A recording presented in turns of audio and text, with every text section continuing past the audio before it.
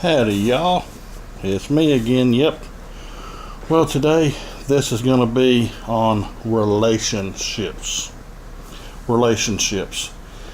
It doesn't matter whether it's a boyfriend and a girlfriend, it's a fiance or fiancés, a married couple, your relationship with a coworker, employer, employee, which those are actually perverted government terms now. You look it up, an employer is the United States government, and an employee is somebody that works for them. That's the only way they make Social Security work. But don't let me belabor that point. Let me just get on. Anyway, you have relationships with your parents, your children, your neighbors, people in your church or synagogues or mosque or whatever it is that you go to. Anyway, there's relationships. The world's built on relationships. Either you have a relationship or you don't. In fact, when the police stop you and they're running a check on your driver's license or the lack thereof, they're looking to see if you have a relationship with the police and a relationship with the court or the penal institution. So if it comes back and it says no arrest, no convictions, then they consider that you have not to this point had any relationship with the law or the courts, and they're going to deem that as a positive when dealing with you. Okay? If you've had arrest, you've had convictions, they're going to look at it as you do have a relationship, and it's a negative one. Okay? Now, here's the thing I'm going to say. Say if you have a problem with the police, a constable, a marshal, a sheriff, their deputies, or officers, whatever the case may be. If you have gone to meet the sheriff, the constable, the chief of police, or high-ranking members within their agency if it's a very large department, and you've said, hey, take a look at this mug. I'm a good guy, and I'm retired, or I'm disabled, or self-employed, or I do labor for Mr. Bojangles or whomever it is.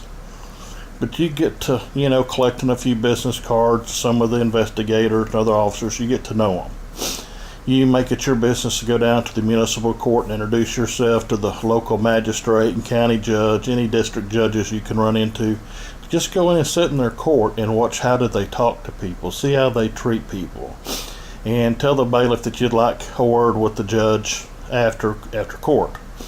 And you go in, shake hands with them, and get to meet them, talk to them, maybe go to some social events in your area. Here's why. You're building a relationship with the law enforcement community. Peace officers, depends on how you see it and how they act and where you're at. And you're building a relationship with the courts. Because here's the thing.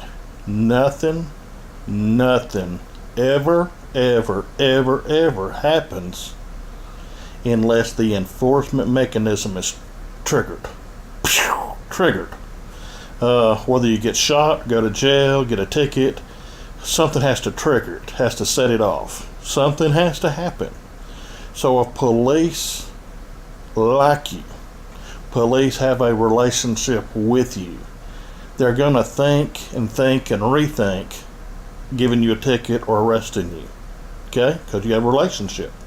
That's why most cops, contrary to what some people say and what some people think, they don't give tickets to their family. Why? Because they're in a relationship.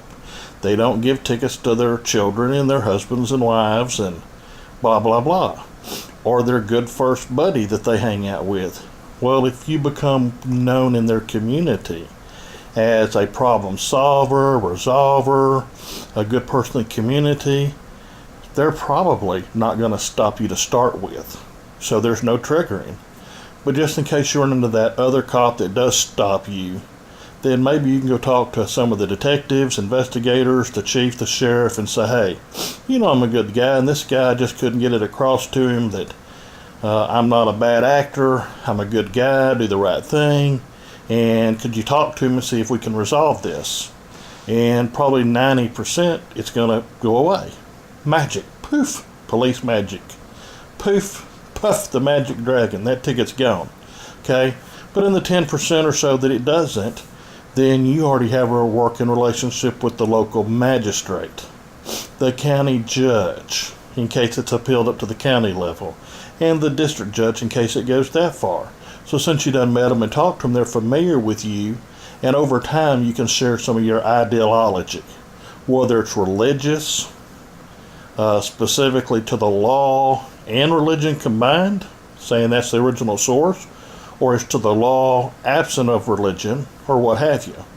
Then your first chances with the officers that might not stop you, if they do stop you, they might not give you a ticket. If they do, and you got a good relationship with their superiors, they may help do police magic and go poof, puff the magic dragon and it's gone. If that fails, then you got the municipal judge, the county judge, poof, another finger, the district judge. So you got 3 or 4 opportunities to stop it. That includes arrest, not just tickets, but arrest. That includes a warrant to search your home. They're going to think twice about it. A warrant to arrest you. If you and a neighbor or another friend get into an argument and they say one thing, they say another, they're going to give more credence to you. Why? Because they know you. They're going to have a tendency to believe you because they have a relationship with you. So relationships are extremely, extremely, extremely important. I did this video 2 days ago, and it was uploading, and I monkeyed around, screwed up somehow, and deleted it off of videos before it finally got uploaded. But it was about 45 minutes long, and I've said about the same thing in 7 minutes, except I went into the deep analogies of all this stuff and told about cases that I was involved in and other people's been involved in. So here's what's happened. For example, I had a chief of police. I'll just call him Chief L, as in Lima, Chief Lima. Wasn't his name, just something I make up. But he was a good guy. Well, some people come to talk to him about a police officer that he already didn't like that police officer.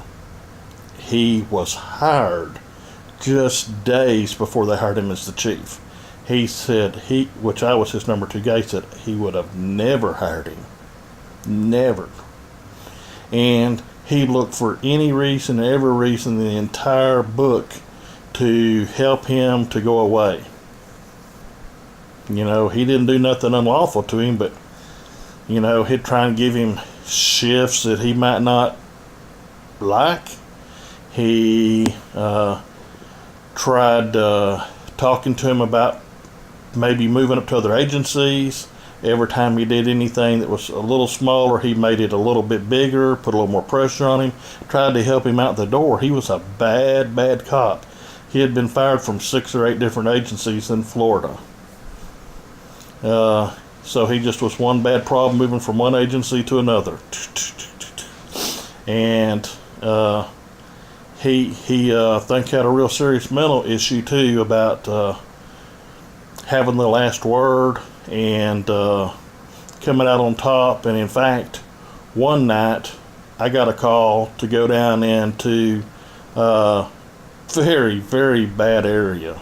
I mean, one of the absolute worst areas for getting hijacked, knocked out, killed, whatever.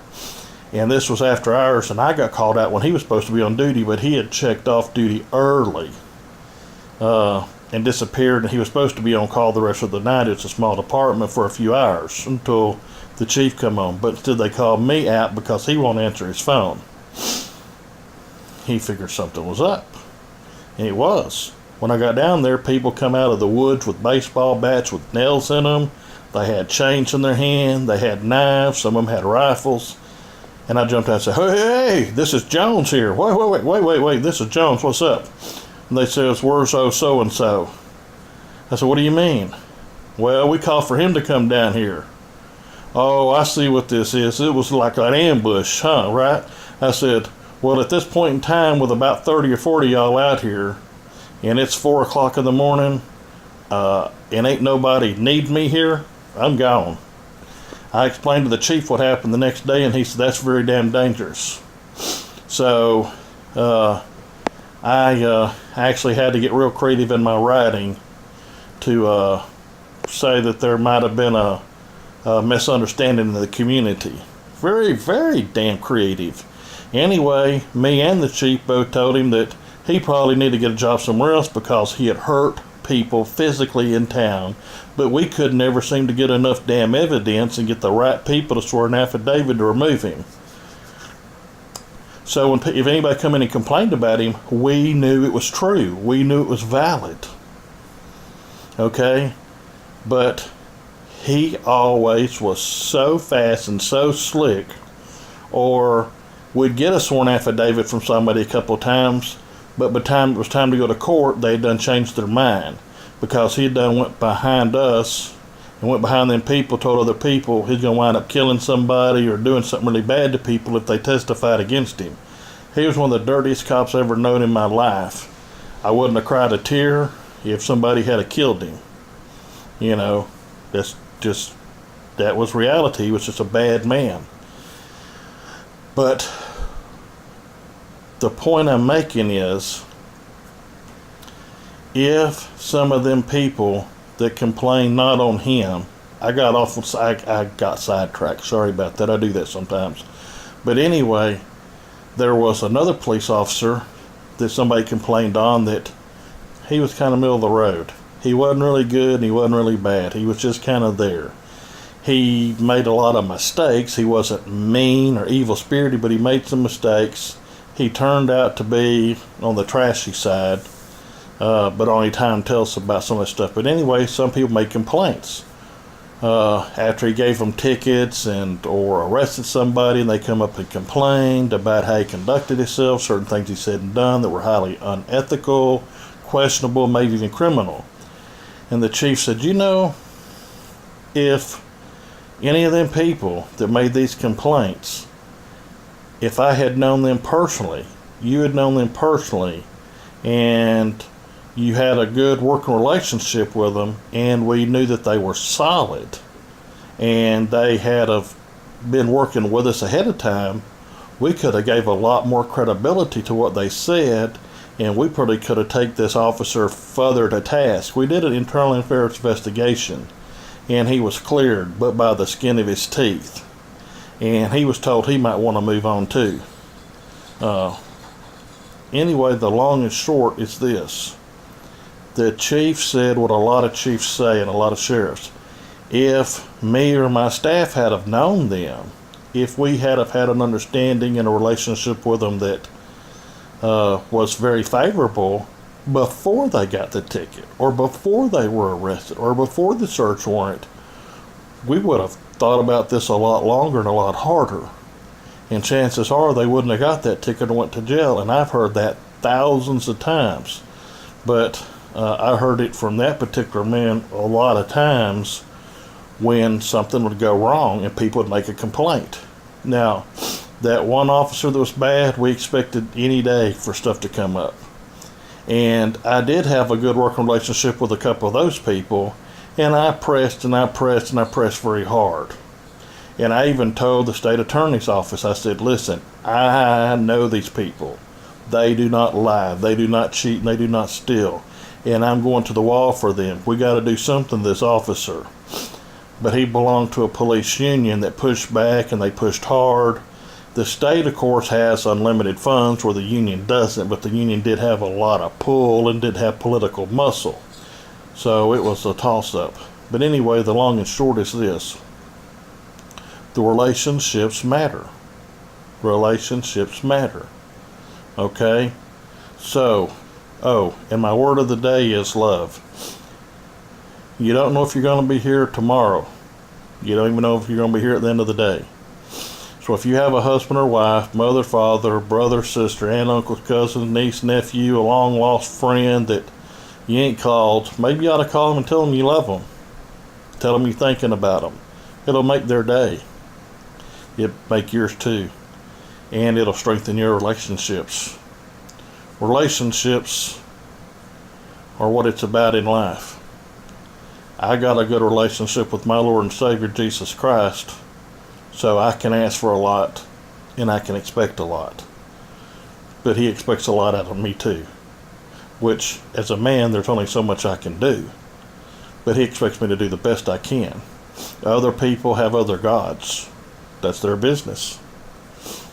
Some people have no God. They don't know how we got here or where we're going. That's their business. But back to love. Love, mercy, peace, righteousness, and justice.